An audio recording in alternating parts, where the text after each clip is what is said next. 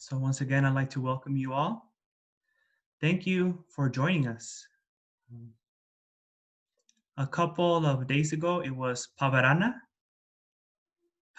full moon, which was the end of the Vasa, rainy season for the Bhikkhus. Uh, so we're in a very auspicious, still religious time. These next couple of weeks, throughout the entire world, all the viharas, Theravada monasteries will be conducting the Katina ceremony, the robes offering ceremony. So there are many Buddhist activities going out throughout the entire world at this time. So I thought I would share with you some very important teachings of the Buddha, very basic, very fundamental to understand, the teachings of the Buddha. What was the Buddha trying to teach us? And I think a good way to go about this, a good way to understand, is to go through the Dhammapada. The Dhammapada is very famous. I think most of you here are familiar with the Dhammapada. Even if you've never read it, you've heard the name Dhammapada. And it's something that you can find on the internet very easily for free. So then you can also study by yourself after today. You can learn more about the Dhammapada, hopefully, and understand it. So for me, before I became a monk, I would read the Dhammapada every day, and I would study the Dhammapada every day. And I did this for a whole year continuously, and it really helped me. It changed my life. So I'm hoping that today the Dhammapada can do something similar for you, help you change whatever you want to change in your life, and give you some more interest to study what the Buddha taught, right? Because it's important that we also have some understanding of what the Buddha actually taught, right? We practice meditation, we do puja, we do many things, but we also have to study some. There's some level of understanding that we need to have, not just have blind faith, right? Blindly following without understanding, or repeating words like a parrot, just, like a tape recorder, just recording the words and saying them. So we need to understand. And the theme for understanding the Dhammapada today is selective thinking. Selective thinking means choosing what you want to think, right? That's very important. To be able to choose, to pick, to select what you want to think. Because our mind is always like a monkey, jumping around from here to there. Many thoughts coming to our mind all the time. And much of the time, we don't want to think. We don't like the thoughts. So today I hope to show you the problems if we don't know how to think, if we don't learn how to control our thinking or manage our thinking, the benefits of practicing good thinking, and how to think good also. It's important to learn how to think. So in school, they teach us memorizing, right? You have to memorize all the formulas for chemistry. You have to memorize the history. You have to memorize all these things. But they never teach us how to actually think. What should we be thinking? How to analyze? So this is what the Buddha taught us. They don't teach us this in school. The teacher just says, this is the exam, study, and that's it. You have to memorize. But the Buddha taught us how to use this mind, right? How to use our head, how to use our brain to be able to know what is kusala, what is good. What are the good things that we should be doing? Very well. So now I will get into the Dhammapada. So here's the first verse of Dhammapada. It goes like this in Pali. Mano pupangam madamma manoseta manomaya manosoche padutena pasattiva karotiva tato nam dukkha manveti chakam vavahato padam. Which means thinking, right? Thinking precedes all states. That means thinking comes first. Thinking is their chief. That means thinking is the boss of the body, the boss of the emotions. It is the one running the show. Thought made are they. So everything is made from our thinking, from our ideas. Everything comes from that.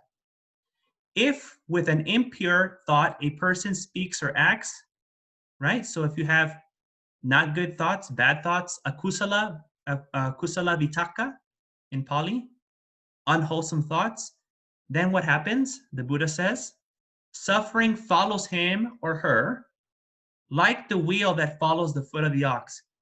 So if you start thinking bad thoughts, automatically it's going to bring all these bad things following you with it, right? What's going to follow from the bad thinking? The bad speaking and the bad actions.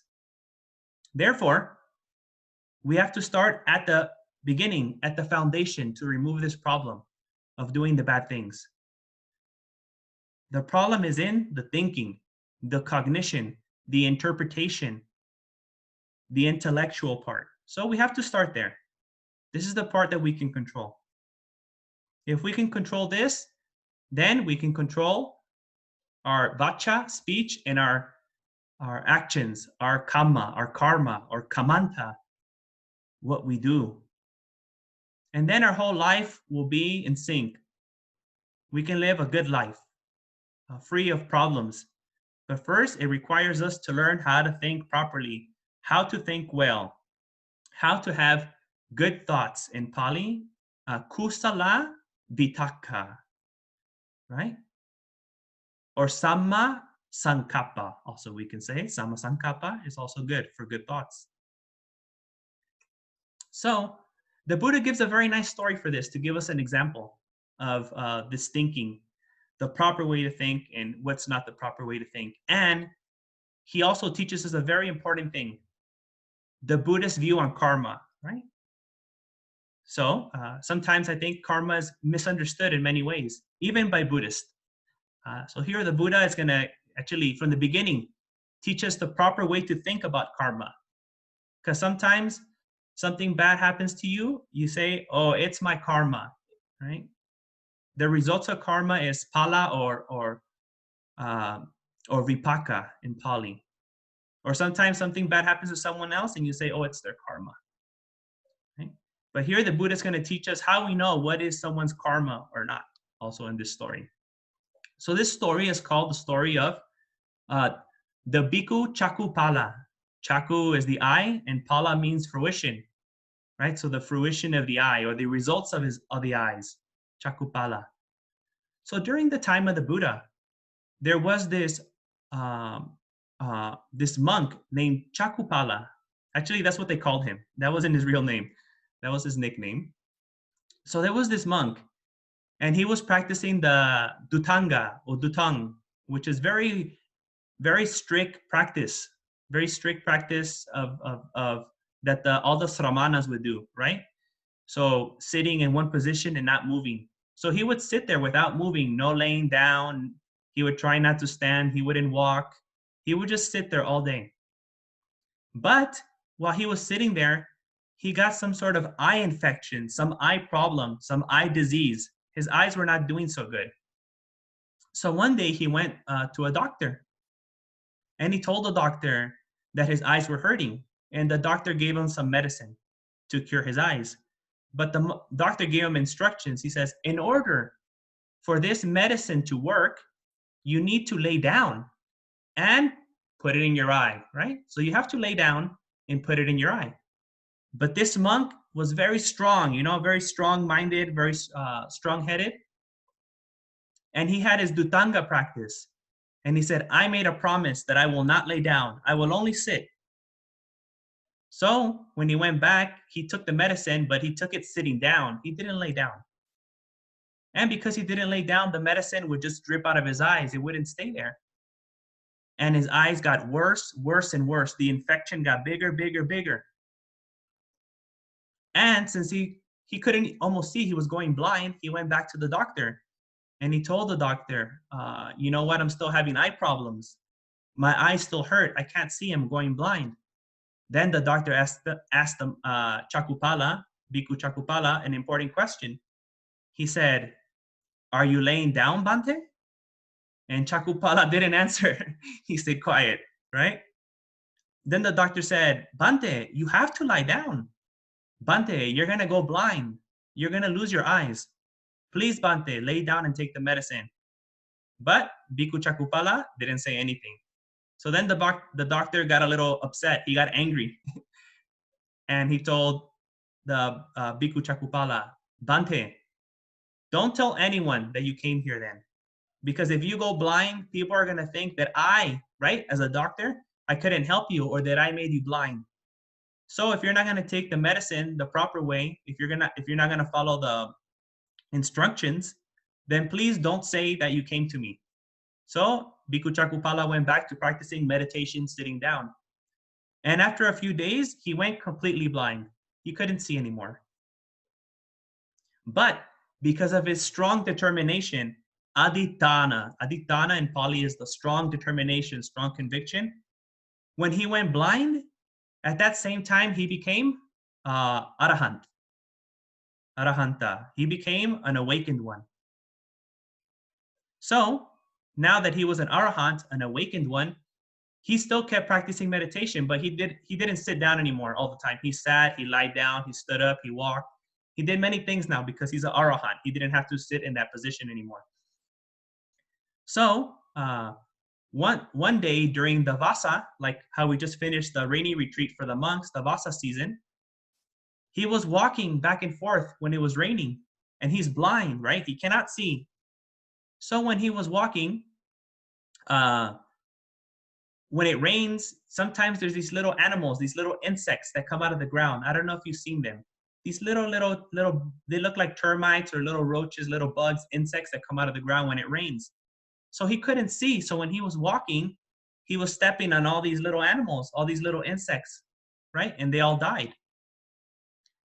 So the next morning, there was a group of monks, and they thought to themselves, let's go visit this monk Chakupala. He's an arahant. Maybe we can learn something from him. So they went to go visit the Bhikkhu Chakupala.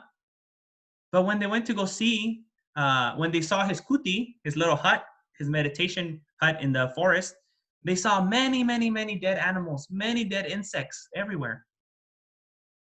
And they thought to themselves, how can this happen? He's an arahant. Why did he kill all these animals? Why did he kill all these insects? He's not a real arahant. He's fake. We're going to go tell the Buddha. So they went to the Buddha and they said, Bante, you know that Bhikkhu Chakupala, he's not an arahant. And the Buddha said, why do you say that? Then the monk said, well, he killed all these insects. He stepped on them and he killed them. Then the Buddha asked the monks, bhikkhus, did you see him? Did you see Chakupala step on those animals? They said, Bante, we didn't see him. In the same way, bhikkhus, in the same way that you didn't see Chakupala step on the insects, Chakupala is an arahant. He didn't see those animals either because he's blind. He didn't have any intention, chetana, volition, intention. He didn't have any chetana to step on them. Therefore, he doesn't create any bad karma. Plus, he's an arahant. Arahants don't have chetana.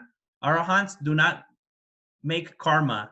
No good karma, no bad karma. They're free from making karma. No akusala karma. They're free from that. Then the monks thought to themselves, well, if he's such a saint, such a religious person, such a good person, such a holy person, why is he blind? Right? To become an arahant, very high level practice. You have to have a lot of also good karma from previous lives. Why is he blind? Then the Buddha says, oh, I have to tell you a story about this monk, this Bhikkhu Chakupala. So the Buddha told them a story of the previous birth of Chakupala.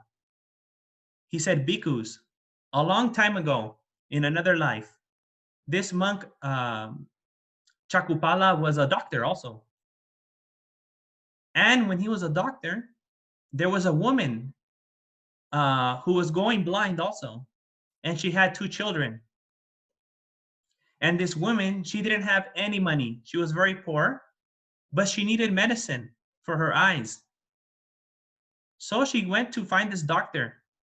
And she told the doctor, "Sir, I have no money, but if you cure me from going blind, I will become your slave, and my children will also become your slaves or servants," right? We'll all be your servants for the rest of our lives.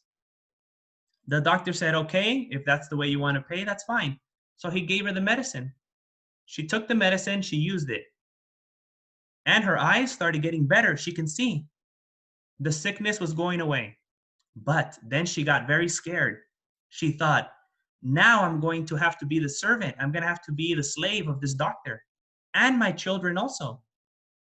So she decided to come up with a lie. She was going to lie to him and tell him that it doesn't work.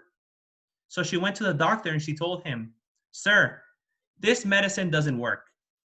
I'm going to leave now. You didn't fix my eyes, so I'm not going to be your servant." But the doctor knows. He was a very good doctor. He knew that that medicine works. But also this doctor, he had some pride or jealousy or anger in his mind. And instead of giving her more good medicine, he gave her some poison for her eyes. And he said, "Okay, maybe I made a mistake. Maybe your eyes are not getting better, but take this new medicine and you can use it and you don't owe me anything. I'll give you this medicine for free." So she took the medicine anyways. She went back, and when she put it in her eyes, she went blind. Then the Buddha said, "It is because of this that the Bhikkhu Chakupala, for many lives after that, even this life when he was an arahant, he was blind." Right? It is because he in the past made that woman, that poor woman, blind, that after that he's been reborn many times, and many times he has become a blind person. That's why even in this last life, the last life of an arahant, he is blind. So in this story, we can see a couple of things, right? We can see the bad, how this monk Chakupala didn't have any bad intentions, right? When he stepped on the bugs, right? Therefore, there was no bad consequences. Therefore, Chakupala didn't feel anger or suffering. Therefore, he didn't experience any suffering because he didn't have bad thoughts. He was an arahant. He only had good thoughts, right? But if you were to have bad thoughts, then suffering would follow you, just like in the sutta it says here, right? The suffering follows those who think impure thoughts, right? And then also we see how this doctor had a bad intention of hurting the patient, the poor woman. And then we also see how this woman also had the bad intention, the bad thoughts, because she lied. She lied to the doctor, telling him that her eyes didn't get better when they actually were. And we learned the very important thing, that karma means chetana. So many times the Buddha said, they asked him, "What is karma, Bhante? What is kamma?" And the Buddha said, "When I say kamma, I mean chetana, intention. If you do something with intention, you will get that karma. If you do something with good intentions, you get the good karma. If you do something with bad intentions, you get the bad karma," right? Or we can say it this way. If you do bad karma, you get bad pala. And if you do good karma, you get good pala, right? So karma just means the action. Chetana means the intention. And pala or vipaka means the result, what you get after from doing the action. Very good. Now I'd like to move on to the next verse because they come in pairs. The first chapter of the Dhammapada, they're called twin verses. So everything comes in pairs.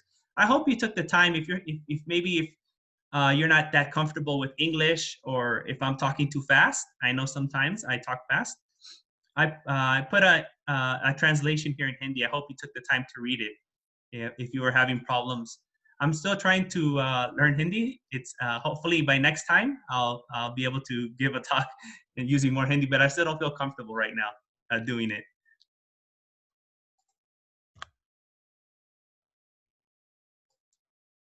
All right.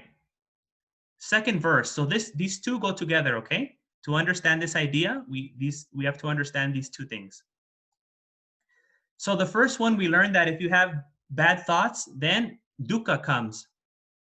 You feel dukh, the pain, the problems. But now we're going to learn the other side. So it's not only bad things. Sometimes when we think of karma, we're always thinking the bad, right? Oh, it's my karma or their karma. We're always thinking the bad thing, the papa, the evil, the akusala, the bad.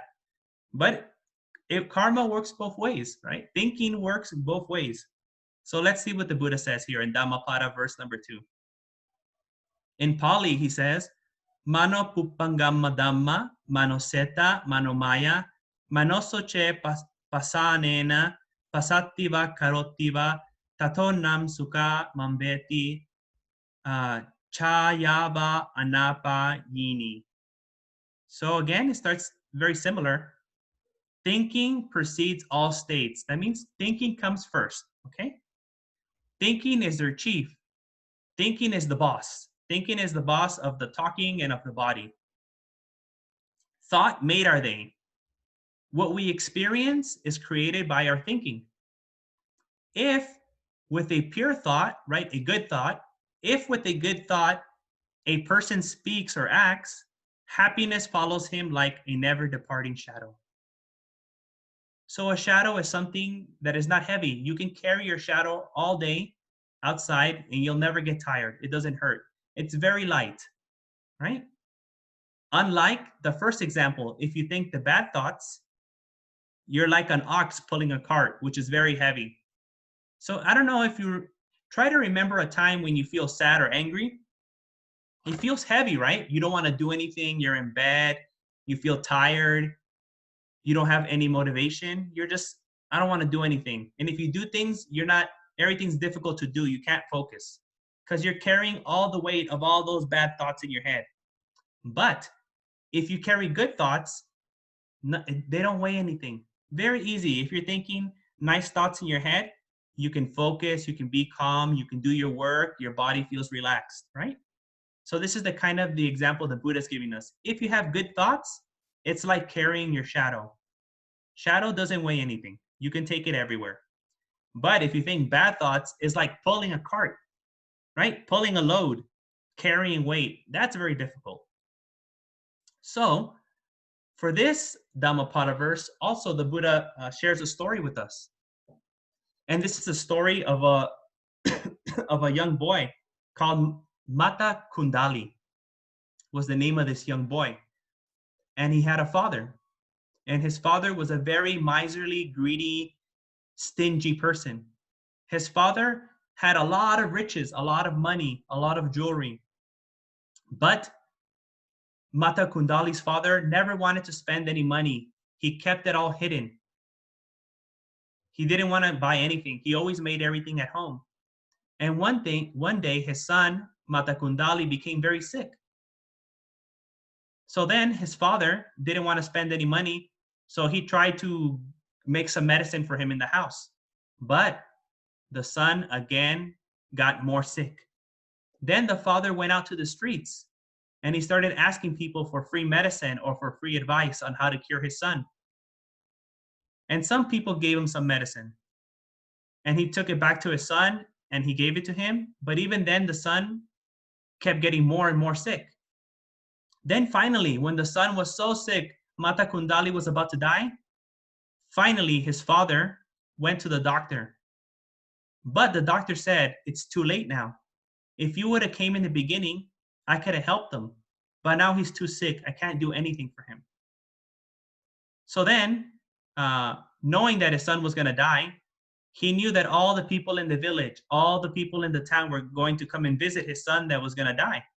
You know, when someone's going to die, we all go visit them, right? If our grandma or if our father or brother or sister or friend, if we know they're in the hospital, we go visit them. So in a similar way, everyone wanted to visit this young boy, Mata Kundali. But the father was scared, because if they came into the house, they could see all the riches, all the wealth, all the money that he had, all the possessions that he had. So he knew that people would judge him and they would be angry at him. Why didn't you save your son? Why were you asking for free medicine on the streets when you have all this money? So what he did is he got his son Matakundali and he put him outside on the veranda, on the porch in front of the house. He put him outside so people could come and visit him outside without going into the house and seeing all the riches that this man had. So the next morning, the Buddha, Lord Buddha, when he wakes up every morning, he practices meditation, jhana, bhavana. And when he finishes meditation with his divine eye or the special eye, he looks throughout the whole world. And when he looks through the whole world, he sees who he can help. And he saw this young boy who was about to die named Matakundali. So he went into that town where Matakundali was at. But Matakundali was so sick and he was about to die. He couldn't do anything. But when the Buddha passed right in front of him, Matakundali could see this light, this bright light. And he knew that it was the Buddha. Although he was dying and he couldn't speak or he couldn't move or do anything, he knew it was the Buddha. And then when he was about to die, he was thinking about the Buddha and he went to refuge to the Buddha, Buddham Saranam Gacchami.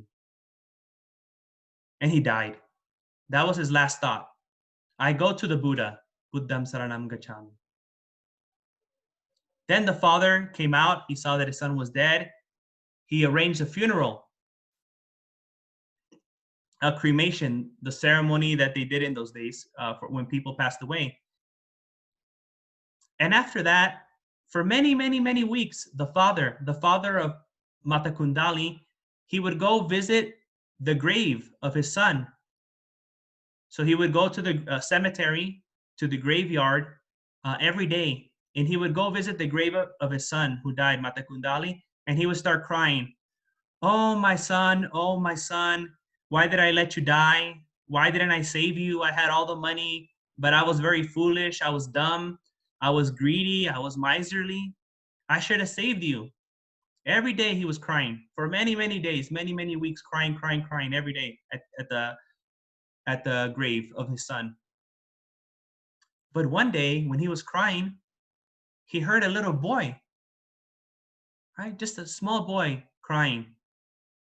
And he turned around and he saw that there was a small boy there crying. So he went up to this small young boy and he said, "Why are you crying?" And the little boy said, "Oh, sir, I'm crying because I want a toy. I want a special toy." So then Matakundali's father, the man, he thought to himself, I never gave anything to my poor son. But now I have an opportunity. I can change my ways, right? I can change my karma. I can change my mind. Maybe now I can do something for this boy because I never did anything for my own son. So then he tells the boy, "Little boy, what do you want? Whatever toy that you want, whatever you need, I'll give it to you. I'll buy it for you. Just tell me." So then the little boy tells the man, "Sir, I want a bicycle." The man goes, "Okay, I can get you a bicycle. No problem. Very easy." Then the little boy goes, "But, sir, I want a special bicycle. I want this bicycle to have 2 special wheels. One wheel is going to be the sun, right? The sun in the sky. And the other wheel is going to be the moon. These 2, I want to be my wheels for my bicycle." Then the man got very angry and upset. "You foolish boy, how can you want the sun and the moon as your wheels for your bicycle? That's impossible. You're such a dumb boy. Why are you crying over something so dumb?" Then the boy also got upset and he told him, "I'm not the dumb one. You're the dumb one, sir." Then the father said, "Why am I the dumb one?" The young boy said, "You're here crying over your son. Your son is gone. He's dead. You can't see him anymore. But I can see the sun. I can see the moon. Maybe I can have them as my toy, right? Because I can see them. They're here. But you're crying over something that you can never have, that you can't even see. So you are the really foolish person. Then Mata Kundali's father uh, understood something. Wow, he's right. He's right. I'm wasting my time here. I can't change what's already happened. I'm crying over something that doesn't make any sense. My son is gone. Then he asked this little boy, how do you know this, right? Imagine such a little boy saying something very smart like that. He's like, how do you know this? He goes, because I'm your son, actually. Father, I am your son. I was in heaven. I was in the Tavatimsa, heaven, and I saw you crying. So I wanted to come and tell you not to cry because I'm in heaven. Then his father said, but son, I never let you practice any religion. I never let you do pujas. I never let you do anything, any religious things. How can you be reborn in heaven if you never did anything good? Then the boy says, because before I died, I had a good thought, kusala vitaka. I had a good intention, kusala chetana. My mind became purified at that moment. So because I had a good intention, I was reborn in heaven. But the man didn't believe him, right? He didn't know the teachings of the Buddha, this man.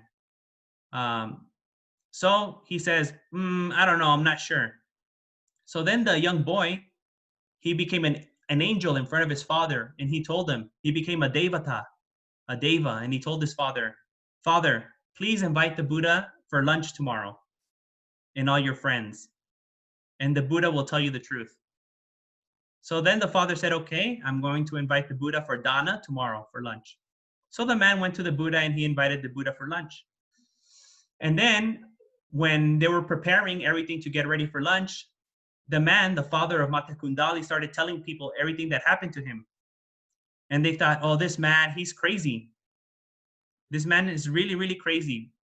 Maybe because he lost his son, his son died, now he's gone crazy. There's no way that he saw his son at the graveyard and that his son's an angel. His son never did anything good. How can he be a deva? You cannot become a devata or a deva by not doing anything. He's just crazy. So then the father of Mata Kundali, in front of everyone during dana time, during the lunch period for the monks, he asked the Buddha, Bhante, is it true that someone can be reborn as a deva in the Tavatimsa world, although they didn't do any religious things, just by having a good thought, a good intention? The Buddha says, yes, it's possible. And I know why you're asking me this question.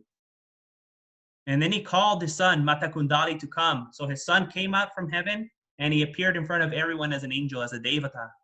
Then everyone believed, yes, it's true. Even with just the good intention, with the good thoughts, kusala vitaka, or with kusala chetana, good intention, you can be reborn in heaven. So then everyone knew that the thoughts are very important, right? So here again, we see the Buddha's focusing on what we think, our mind, our intentions, our volition. It's very important, right? It doesn't mean that our speaking and our talking is not important. Those are very important also. But the talking and the doing come from the thoughts. If we can have the good thoughts, then we can avoid the bad talking and the bad doing with our body, the bad actions, physical karma, right? But if we can't control our thoughts, then everything that comes out of our mouth is going to be what we're thinking, all the bad things. Then our actions also, we're going to be doing all the bad things. So we have to be able to manage our mind. We have to be able to control or direct or develop this mind. Because if we do it the proper way, just like this young boy, you can be reborn in one of the heavens. You can be reborn in the Tavatimsa. You can be a devata if you have the good thoughts, the good intentions. It's very important to realize this. And even in this life, if you wake up and you start the day thinking good, positive thinking, cultivating the mind, then the rest of your day is going to be good. And even if bad things happen, you can think about them in a different way because you have a good set of mind. Your mind is in a good state. But if you wake up, I have to go to work, I hate my job, the food is not good, too much traffic, my boss is always screaming at me, then your day's horrible.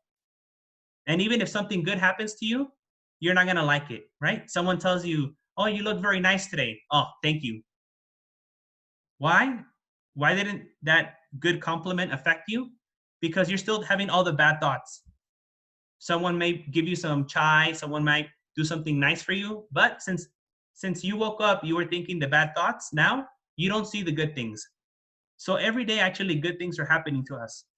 But because we start off the day angry, we start off the day sad, then we put on these sad glasses or we put on these angry glasses and we're walking all day with the angry glasses. And if you have angry glasses, you're just going to see angry things. You're just going to see bad things. If you have the sad glasses, you'll only see the sad world. But if you have the good glasses, right?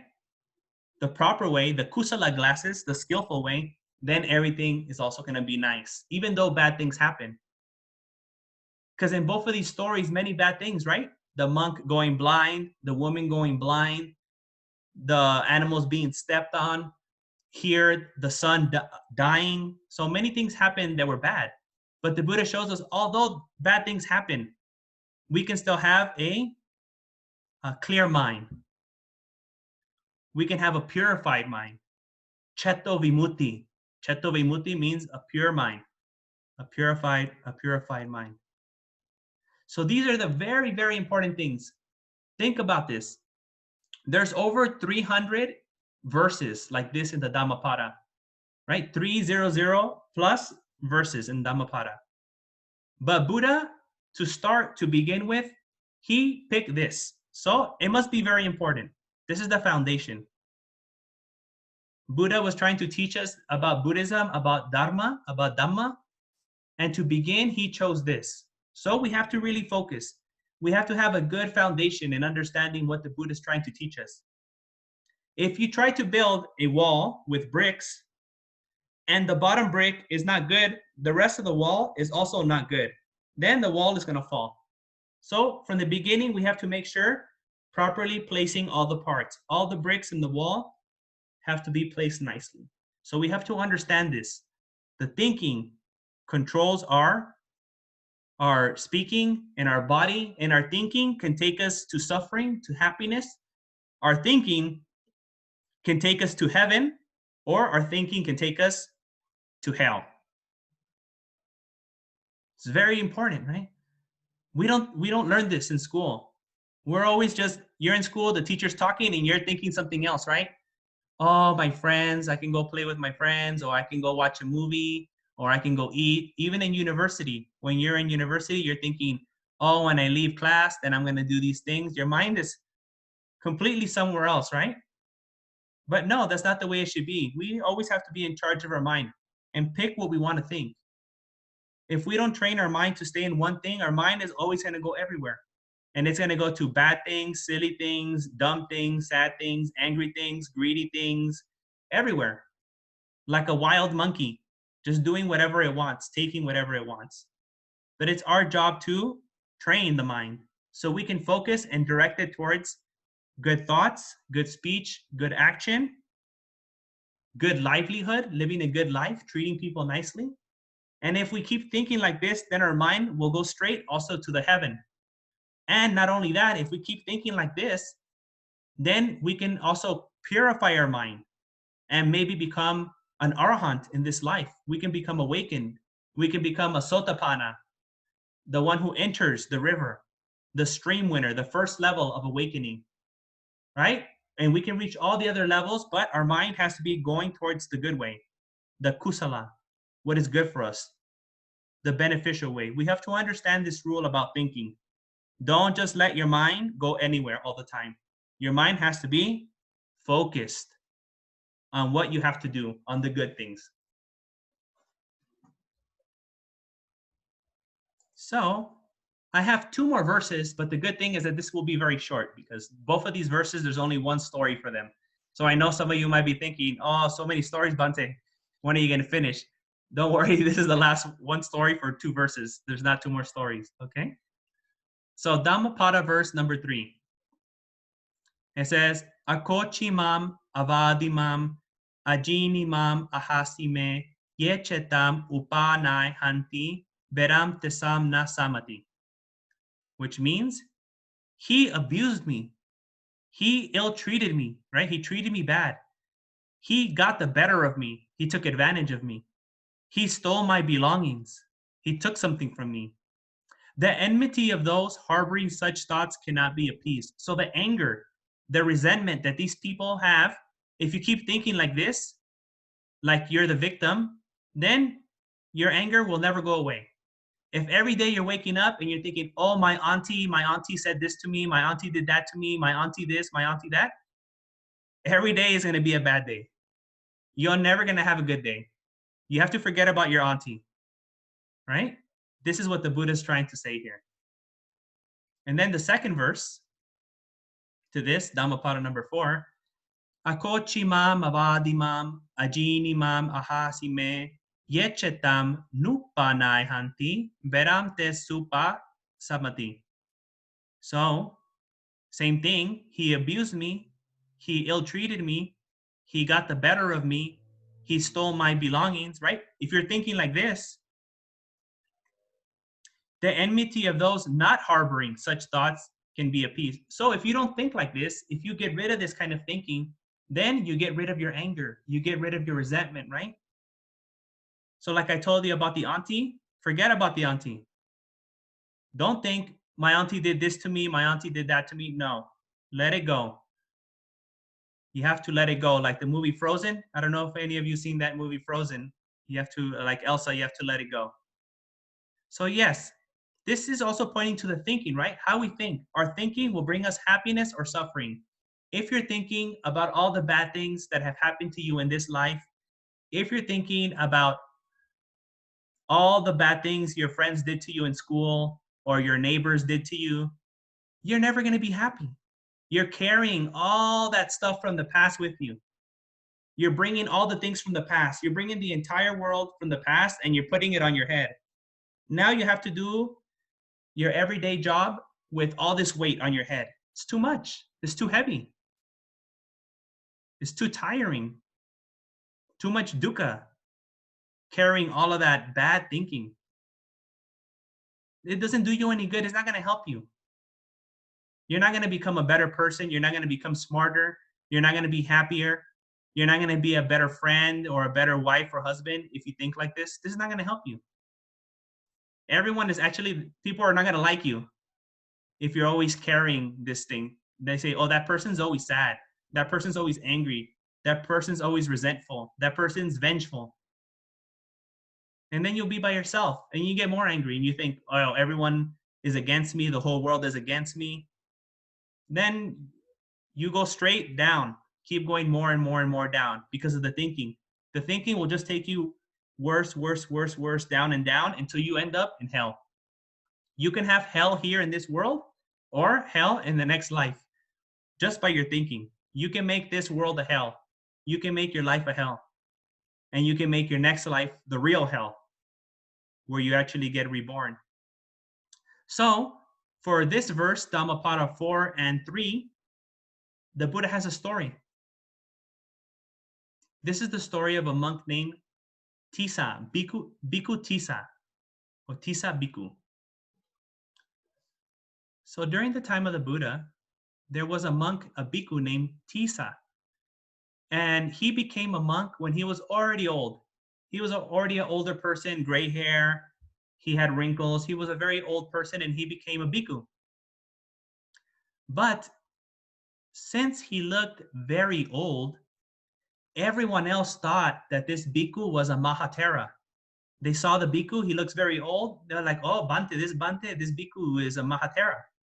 But he was not. He was a very new monk. So people would bow to him. The people would treat him nice. Other monks would do anjali in their bandana bante. and he would stay quiet. He wouldn't say anything. He was pretending to be a Mahatera, but he was not a Mahatera Bhikkhu. And then the other monks, they found out this Bhikkhu Tissa, he's not a Mahatera. He's barely a beginning monk. He just became a Bhikkhu maybe a year or two ago. He's a new monk. He just looks old. So they told him, Venerable Sir, Bhikkhu Tissa, why do you pretend to be a Mahatera? Why don't you say anything when we treat you with all this respect? And also, why don't you treat the senior monks with respect? So this Bhikkhu Tissa, he was pretending to be a Mahatera also, so he didn't have to do any work. So he wasn't cleaning the vihara, he wasn't sweeping the vihara, he wasn't doing the duties, he wasn't bowing to the other monks, right? He had a lot of pride, he had mana, he thought he was someone special. Also, he was a cousin of the Buddha, so he thought he was more special. So then this monk, this Bhikkhu Tissa, when other monks would tell him, you know, what you're doing is wrong. You shouldn't pretend to be a senior monk. He started crying. Oh, everyone treats me bad. Everyone is picking on me. They're abusing me. They're treating me bad. They don't respect me. Nobody likes me here. He would start crying, crying, and crying. Then one day, this Bhikkhu Tissa went to go complain to the Buddha. He was going to go tell the Buddha that everyone was treating him bad. And he went crying to the Buddha, crying, Bhante, Bhante, all the bhikkhus are treating me so bad. They're abusing me. They're treating me bad, right? They're taking advantage of me, Bhante. Then the Buddha told Tissa, friend Tissa, Bhikkhu Tissa, why are you crying? And he goes, well, everyone's treating me bad, Bhante. Then he goes, well, what happened? Well, I was sitting in the middle of the sala of the vihara, in the middle of the temple, and then some new monks came in. They were traveling. Then the Buddha said, did you bow to them? Bhikkhu Tissa said, Bhante, I did not bow to them. Bhikkhu Tissa, did you take their belongings and put it in the proper place? Did you take care of their belongings of these traveling monks? He goes, Bhante, I didn't do that either. So then the Buddha says, Bhikkhu Tissa, you're not acting properly. It is your fault that you're like this. You have to treat the senior monks, the visiting monks, with respect. You should bow to them. You should take their things. Please ask for their forgiveness. Go ask the other monks for their forgiveness. Then Bhikkhu Tissa said, no, I don't want to ask for their forgiveness. I'm not going to ask it. I'm not going to do it. And he didn't want to do it, and he didn't do it. So then he left, and the other monks asked the Buddha, why is he like this? Why is this Bhikkhu Tissa? Why does he have so much pride? Right? Why does he have this kind of mind state? So here is where the Buddha tells them about another story about this Bhikkhu Tissa in a previous life. So then the Buddha goes, listen, monks, I'm going to tell you about this Bhikkhu Tissa. So a long, long time ago, in a previous life, this Bhikkhu Tissa, his name was Devala. And he was a yogi, and he lived in the Himalayas. And one day, this yogi, Devala, or he was like a rishi, something like that, a sadhu, he came down to Benares to stay the night. And he needed a place to stay. So he found this potter's place where they make pots, clay pots. And he asked the potter, can I stay here at night? And the potter said, yes, Bhante, venerable sir. Yes, sadhu, you can stay here. Then another monk also was coming to Benares. This monk's name was called Narada. So then Narada also came to Benares, and he wanted to stay the night. And he also found this potter's place, potter's workshop. And he asked the potter, sir, can I stay the night here? And then the potter thought to himself, well, there's already another sadhu here, right? There's already another yogi here. If he gives you permission, if the other rishi lets you stay here, then you can stay. So then Narada went to go ask Devala, Venerable sir, can I stay the night here with you, if that's okay?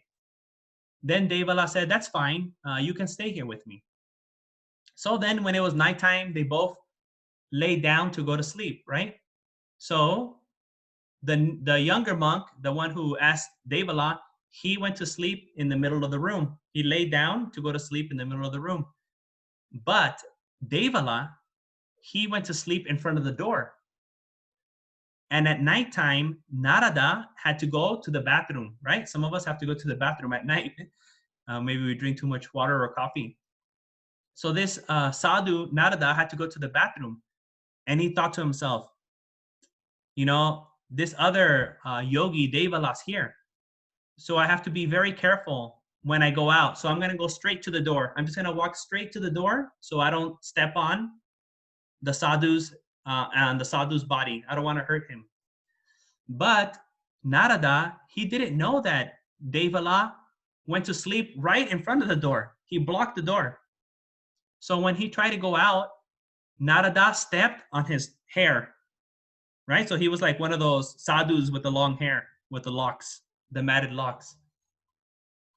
And then Devala screamed, who stepped on my hair? Who's hurting me? Who's trying to kill me? Very dramatic, right? Like a soap opera, like a drama movie, screaming and everything.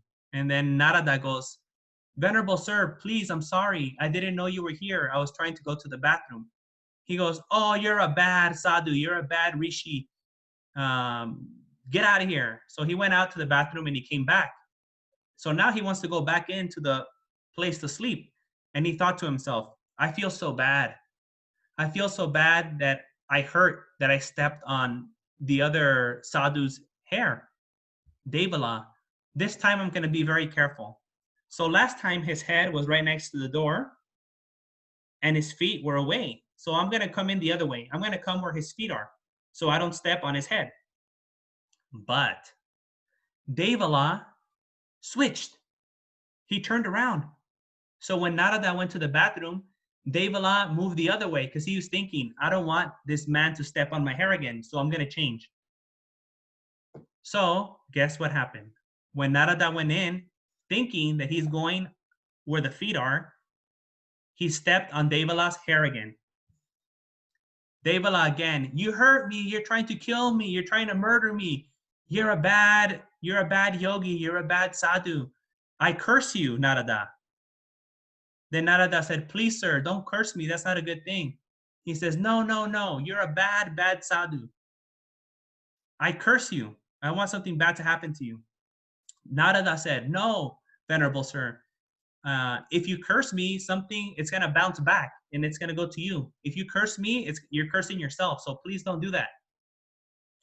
And Devala said, no, I don't care what you say. I'm cursing you. So then Narada didn't want Devala to get hurt, right? He felt bad that he stepped on his head 2 times. So he didn't want the curse to bounce back from him back onto Devala. So he thought of an idea. Okay, this Devala, he cursed me. He said that when the sun comes up, my head will explode. That was the curse that he gave to Narada. He says, but if it bounces back, then when the sun rises, Devala's head is gonna explode. It's gonna be cut into 7 pieces. But he didn't want that to happen. So then Narada, he used his Dhammapada, his psychic powers, to stop the sun from coming up. So it was nighttime. And it was nighttime and the sun didn't come up. Then the king of Benares, he got very scared. He didn't know what was happening. So he sent his soldiers and everyone to investigate what's happening. They went to all the religious people and then they found Narada. And they asked him, why isn't the sun coming up? Do you know the answer? And he said, yes, I stopped the sun from coming up. Why did you stop the sun from coming up? Well, this other yogi named Devala put a curse on me that my head will explode. But that curse will bounce back onto him. And I don't want him to get hurt. So I stopped the sun from coming up. So then the king went to visit Narada and he told him, venerable sir, we need the sun. Our people of Benares, we need the sun. The sun needs to come up. What can we do? Then Narada told the king, Your Majesty, Maharaja, please tell Devala to put a pot on his head, to go into the water, to go into a lake or the river, put a pot on his head, and when the sun comes up, to come out a little bit, right? So when the sun is coming out, to put his head up with the pot on top. That way, the curse of the exploding head will explode the pot and not his head. So then the king went to Devala and he told him, look, it's nighttime. It's been nighttime the entire day, right? The day wasn't there, but the entire time. We want the sun to come back. And in order for the sun to come back, the curse is going to happen because you cursed Narada. But we don't want you to get hurt. So Narada told me to tell you to put the pot on your head. That way, when the curse bounces back onto you, the pot will explode and not your head. So Devala was very scared. And he said, okay, Maharaja, I'll do it. And he went into the water, put the pot on his head. And then Narada made the sun come up. He let the sun come up. And then Devala put his head over the water and the pot exploded into many pieces. And then that way, Devala was protected. He didn't get hurt. And then Narada didn't feel bad for having Devala hurt. And the king was happy because now everyone had the sun back and they can go back to their regular lives. So here the Buddha said that Devala, that monk with the long hair who put the curse on Narada, was the monk Tissa, Bhikkhu Tissa. And Narada was the Bodhisattva, the Buddha, Siddhartha, in that life, in that previous life. And I think the king of Benares at that time was the Venerable Ananda, the cousin of the Buddha. So here we can see the example of he abused me, he ill-treated me, he got the better of me, he stole my belongings. Dhammapada number 3. Those who harbor such anger are never appeased. So Devala, he had those angry thoughts, right? He cursed Narada. And because he cursed him, his own head was going to explode from his own curse, right? And he wasn't happy. So we have to let go of all that things, right? He stepped on my head, he stepped on my feet, he did all these bad things. You have to let it go. Because if you don't let it go, you can end up like Narada, like Devala, with things coming back to you. Sometimes we think this person did something bad to me, I'm going to do something bad to them. But when you do something bad to them, that thing is also going to come back to you, right? So someone insults you. Then you insult them back, right? Someone says, oh, you're a very dumb. They tell you, you're very dumb.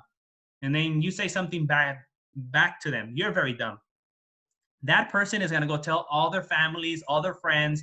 They're going to get on WhatsApp, tell the aunties, tell the neighbors, oh, you know that? My neighbor, he's saying all these bad words to me. He's treating me bad. Now everyone in the neighborhood, all the people in the internet groups, they're going to think, oh, that person's a bad person. They're saying bad words all the time. They're insulting people, right? So you try to defend yourself by saying something bad, but now everyone thinks that you're the bad person. Now it came back to you. Just like the curse, Devala's curse, instead of just hurting the other person, it hurt himself, right? It was going to hurt himself. But if it wasn't for Narada helping him, then he would have got the bad results. But we don't have Narada here with us, right? We don't have that sadhu Narada to protect us from the bad karma bouncing back on us. Then we have to be our own protectors, right? So we should not have all these bad thoughts about how people treated us in the past, right? Yes, they did bad things to me, and I have to protect myself from them. Maybe I have to get away from them because they're dangerous, right? And maybe I don't have to forgive them, but I don't have to hate them, right? So you don't have to forgive them, but you don't have to hate them either. So let go of all the hate, let go of all the anger and the resentment, and be free, because that's the only way you can be happy. You can't be happy if you always have all these bad thoughts in your mind, all this bad thinking. That's never going to work. And the only person that's suffering is you. That other person who hurt you, that person is not suffering. They're living their regular lives. They're having a good time. They're watching Netflix. They're going to the movies, or, they're playing games online, and you're here thinking all these bad thoughts. Oh, he hurt me. He insulted me. He abused me. Why? That other person doesn't even care about you, and you're torturing yourself. So don't do that. We have to be free of it. right? We have to let it go, like I told you from Frozen. So now I just want to tell you how you can practice this, okay? What can you do actually about this? Well, we can practice selective thinking. So we learned that the thoughts create our world. The thoughts create our experience. The thoughts create our talking. They create our behavior. They create our lives. And your thinking takes you to heaven or it takes you to hell. So it's very, very important to be able to train our mind. So here I want to share with you 4 things that we can do, okay? I think some of you are already aware of the Noble Eightfold Path, right? Aryo Atangigo Maggo, the Eightfold Path. Arya is the noble, Atangigo is 8, and Maggo is path. So the Noble Eightfold Path. Within this Noble Eightfold Path, there's one step, the 6th step, called Samavayama. Samavayama, usually they translate as right effort, right? But it's like a training, actually, like right training or right exercise, we can say. Exercise means something that you do, okay? So in this Samavayama, the Buddha taught us how to deal with these problems that we learned today about the thinking, about the bad thoughts, the good thoughts, about thinking all these bad thoughts and keeping them, and from letting these bad thoughts go. So in the 6th step of the Noble Eightfold Path, the Buddha teaches us Samavayama. What is Samavayama? First one, Pahana. Pahana means to protect or to guard, right? So we have to, Samvara. Samvara means to protect or guard. Indriya Samvara, the Buddha said we have to practice. So you know what Indriya is, right? Indriya are your senses, like seeing, smelling, tasting, touching, listening. The 5 senses. This is Indriya. Samvara means to protect your senses. So the first thing we need to do is we need to protect what comes into our eyes, what comes into our ears. If all day we are watching violent fighting shows, right? Fighting shows or too much drama shows or shows where people are doing drugs and people are doing bad things in the movies, in the TV show, in the music, then we learn it. Our mind, we get all those things in our head. Also, we're listening, we get all those bad things. If we're in a place with our friends or people that we know and they're doing bad things, all of that also goes into our mind. So we have to practice samvara. Samvara means to protect yourself, to guard yourself. So we have to be careful what we're listening to, what we're seeing, what we're smelling, what we're tasting, and what we're touching. We always have to protect. How do we protect? Sati. Sati means mindfulness or attention, being aware. You have to be aware of what you're watching, listening, smelling, tasting, and touching all the time. You have to be aware. Be very careful what you watch on TV, on Netflix, Hulu. Be very careful of what you're seeing on Instagram and Facebook, because all of that is going into your mind. So all the bad things you have to remove. You don't watch those things. Don't listen to those things. Don't associate with people who are doing bad things or talking bad things, because that will give you the bad thoughts. So we have to protect ourselves, avoid it. That's the first step. Samavayama, first step is samvara, indriya samvara, protecting the senses. Number 2 is pahana. Pahana means to eliminate, to get rid of, to remove, right? To stop. How do we do this? When you have an angry thought, you have to think the opposite. So angry, instead of angry, you have to think metta, maitri, friendliness, loving kindness thoughts. You can think karuna, compassion, mudita, and upeka, these kind of thoughts. This will help you get rid of the anger, sadness, resentment, greediness, right? So the second step I told you is pahana. Pahana means to get rid of, to remove. How do we remove the bad thinking? The akusala, vitaka, or the akusala or micha sankappa? By thinking the good thoughts, thinking the right thoughts. We can think of, the Buddha said, nekama. Nekama means to let go, renounce. We can think of metta, maitri, loving kindness, and we can think of Avihimsa, non-violence, non-cruelty. The Buddha said these three things. We can also think of karuna, mudita, and upekkha. That is all within metta. When we practice metta, we do all the other brahma vihara together. So this is the kind of thinking we have to do to get rid of the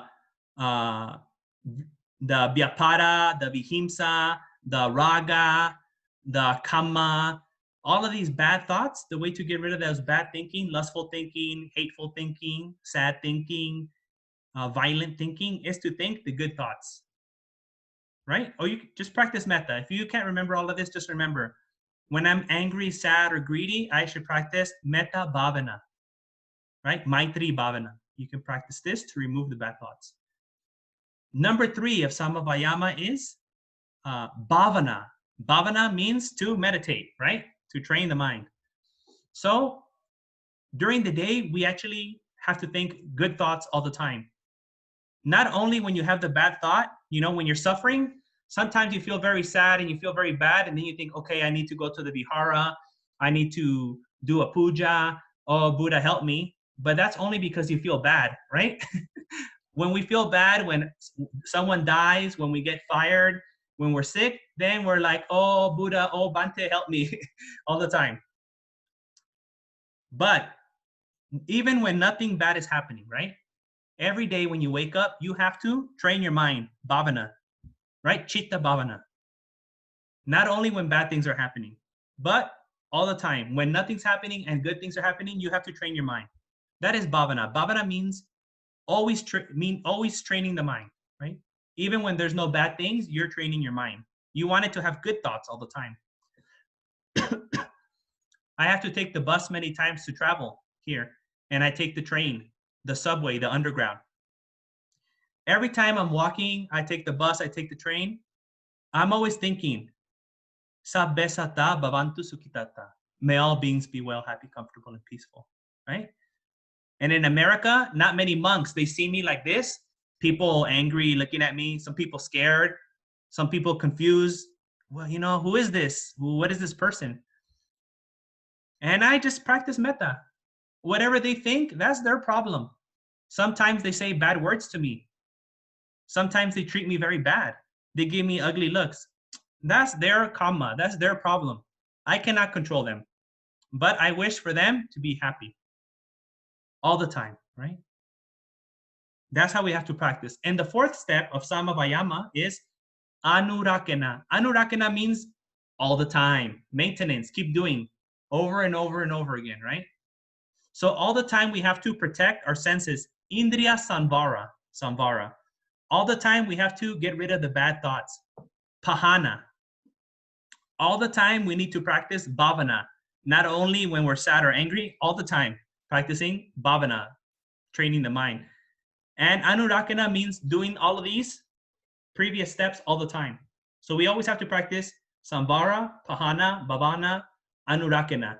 This is samavayama. This is how we change our thinking, right? So nowadays, in the early 70s, the psychologists, scientists found out about this. They call it cognitive training or cognitive therapy or cognitive behavioral therapy, CBT.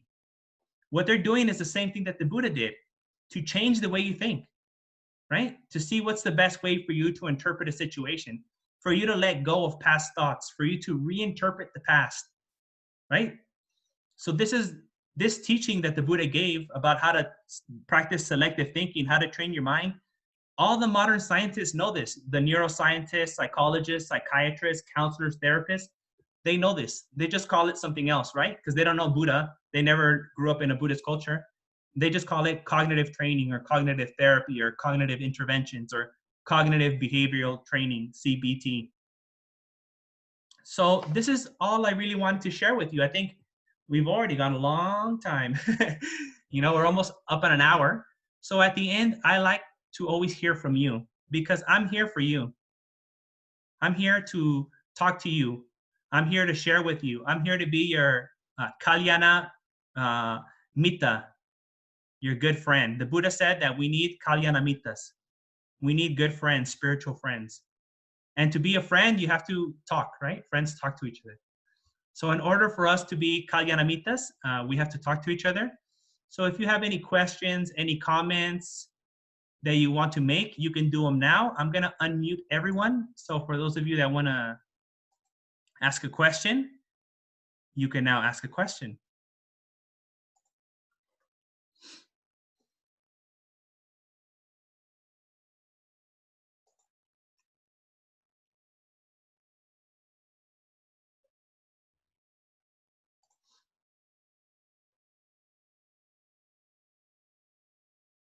And don't be shy if your English is not so good. If you're worried about English, just say whatever you can. And if I don't understand, then maybe someone else can help us out with the translation. So don't let the language be a barrier. Don't worry about that. You just, if you have a question or a comment, just please ask.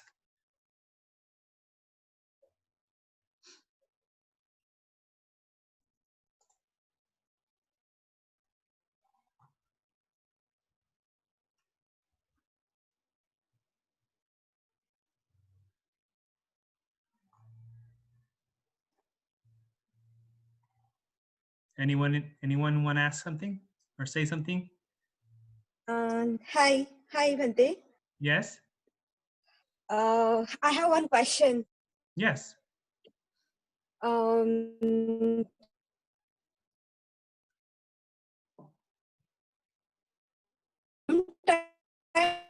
I thinking.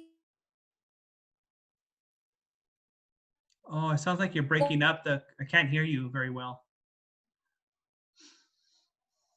Sometimes what? I'm thinking some situation happened to me. Can you hear me now? Go ahead. Yeah. So I'm something a situation happening with me, and that time I'm thinking about a situation very overly. And suddenly I'm came out from that. So I'm thinking that how I control these things, overthinking, like some situation I'm getting down. Yes, yes. You're right. You're right. Many times we're working or doing something else, and all of a sudden something comes, right? Yes. Yes. That's no problem. That's life. Everyone, even to me, sometimes something comes. My mom said something to me when I was 7 years old. All of a sudden, I'm thinking this. uh, that's no problem. But when you see that, okay, when you see the thinking in your mind, you have to be aware, have sati. Okay, now I know this bad thinking is happening, right? It's not good for me. I don't like it. Other people are not going to like it because I'm going to be agitated or I'm going to become upset. So now you have to try to change your thinking, right? Instead of focusing on that, now you have to focus on something else, right? So maybe you can think of the Buddha. Buddha's a very good way, right?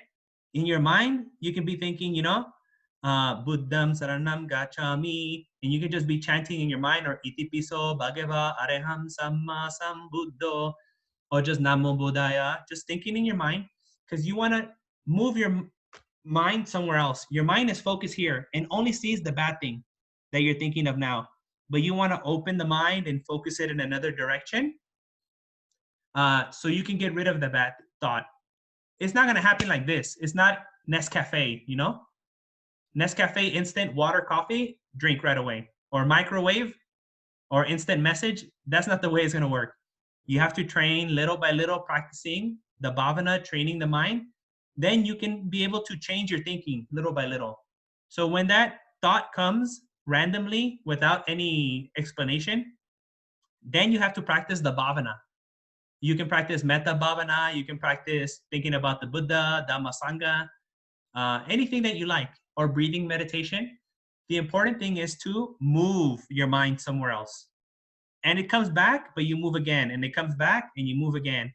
And you just have to keep practicing until the mind becomes so strong, like a strong person with the strong muscles, then you move the mind easily. So just practice little by little, drop by drop. We fill the cup.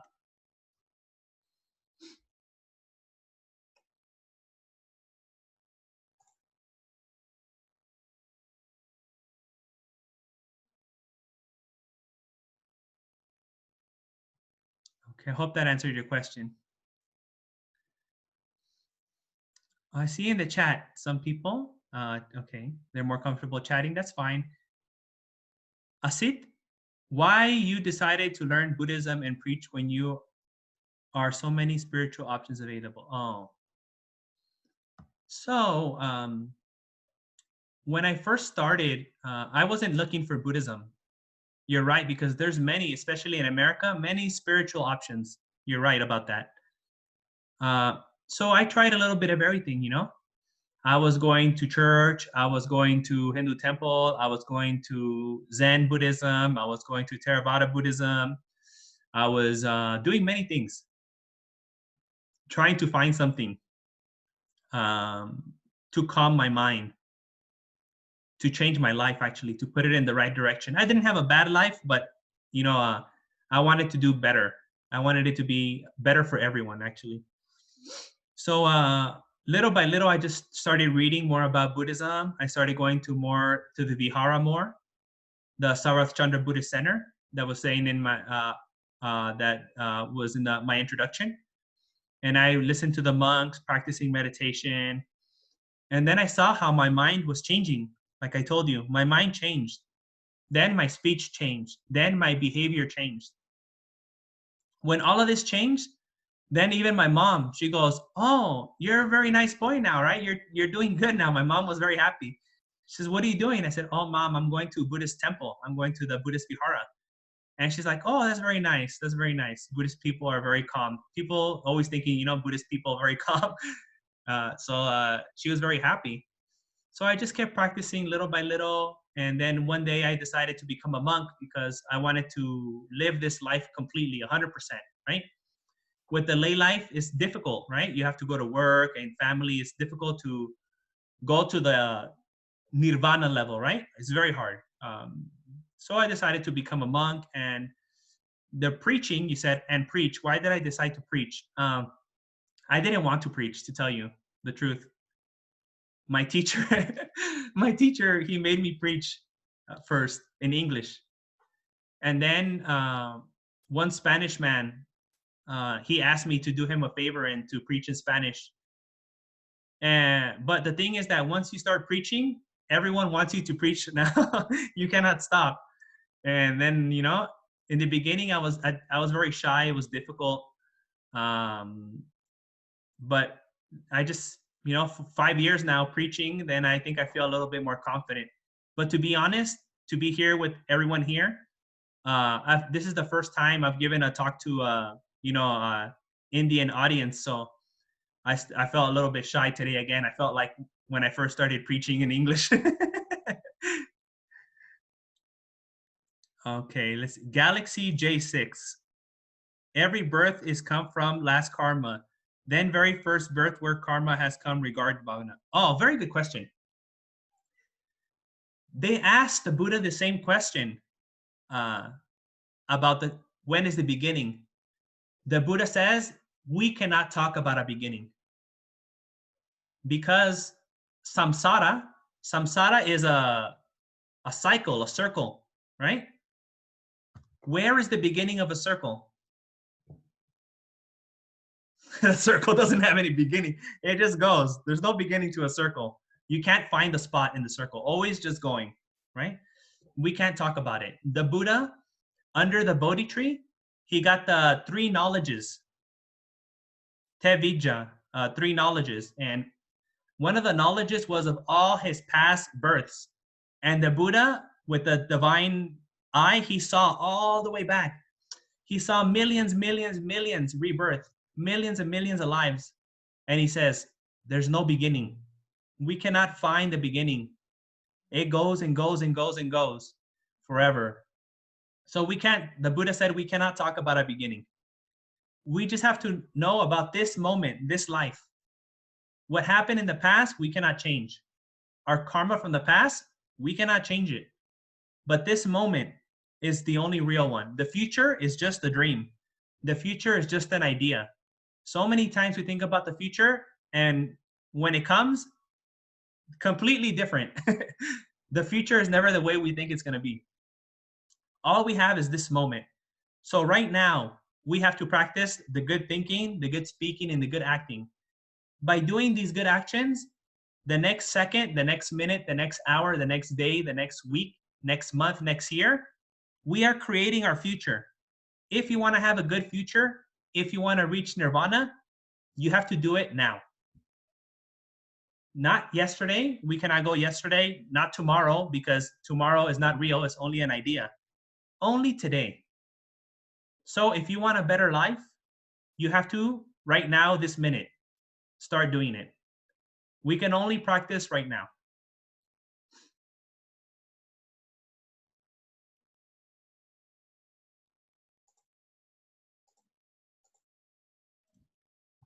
I like questions. Anyone else? Don't be shy.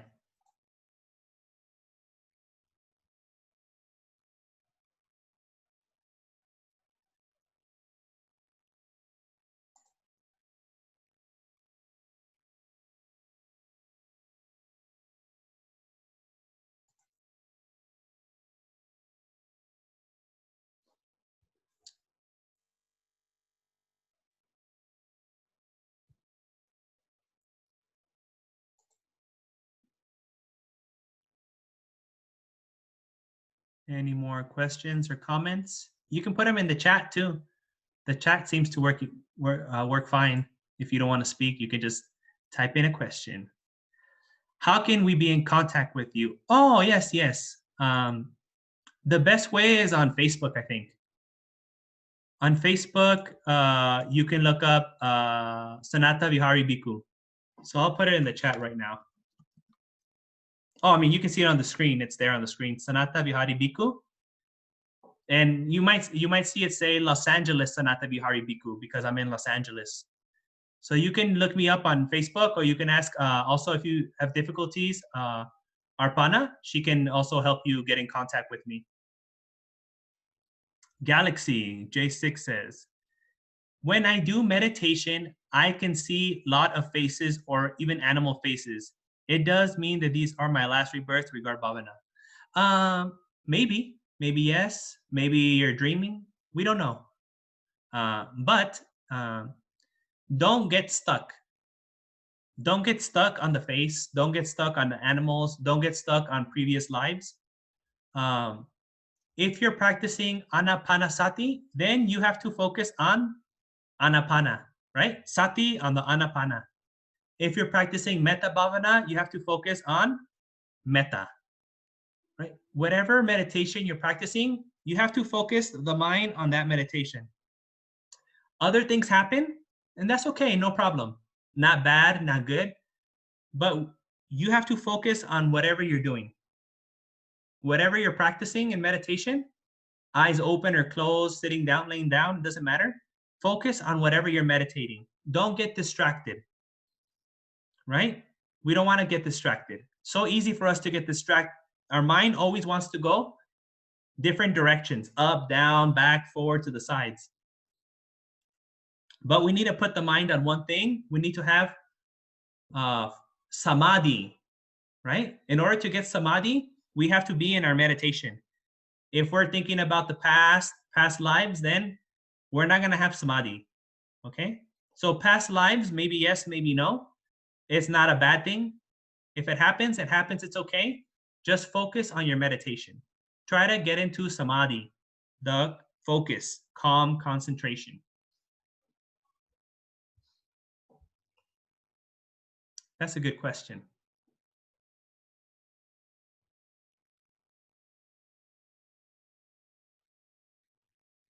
I think we can do one more. If anyone's interested, we can do one more question if anyone likes. Because I know we said somewhere between an hour and an hour and a half. And I know it's already late at night over there where everyone's at. And you might be sleepy. I hope everyone already had their dinner before they came today. I hope you're not hungry and waiting to go eat. Right? Saturday night, maybe you can meet your friends for dinner. You're thinking, I don't want to keep you here too long.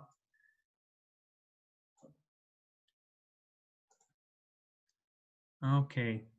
So if there's no questions, then I'd just like to do a blessing for everyone, right? So by the great wisdom and compassion of the Supreme Buddha, truthfulness of his teachings, Dhamma, noble qualities of his great disciples, Mahasangha, may you be well, happy, comfortable, and peaceful. Sabitiyo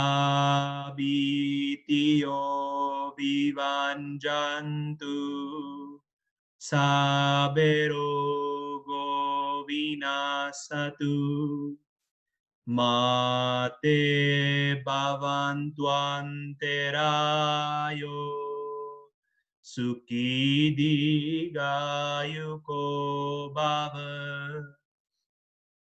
Bhavetu sabbe mangelan, rakantu sabbe devata, sabbe buddhanubhavena, sada soti bhavantu te.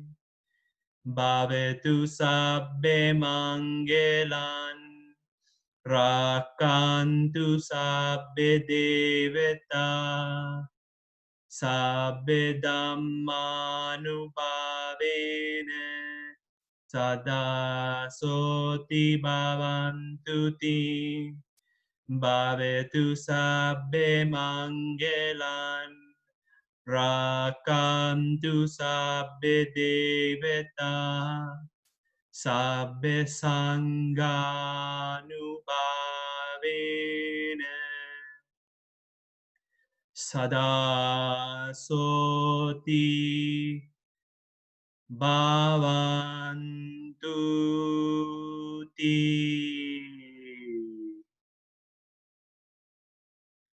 So may you be well, happy, comfortable, and peaceful. I would like to thank Arpana. I'd also like to thank Arpana's family, her sister, and everyone else for organizing this event.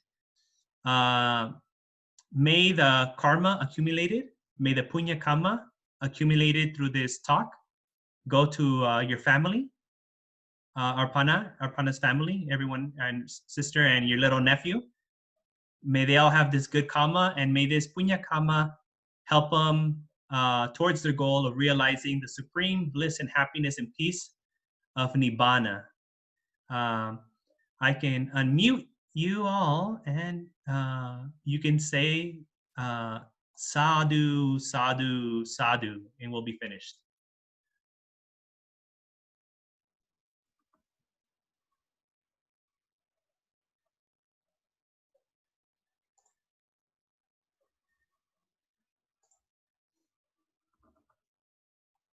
Don't be shy to say sadhu.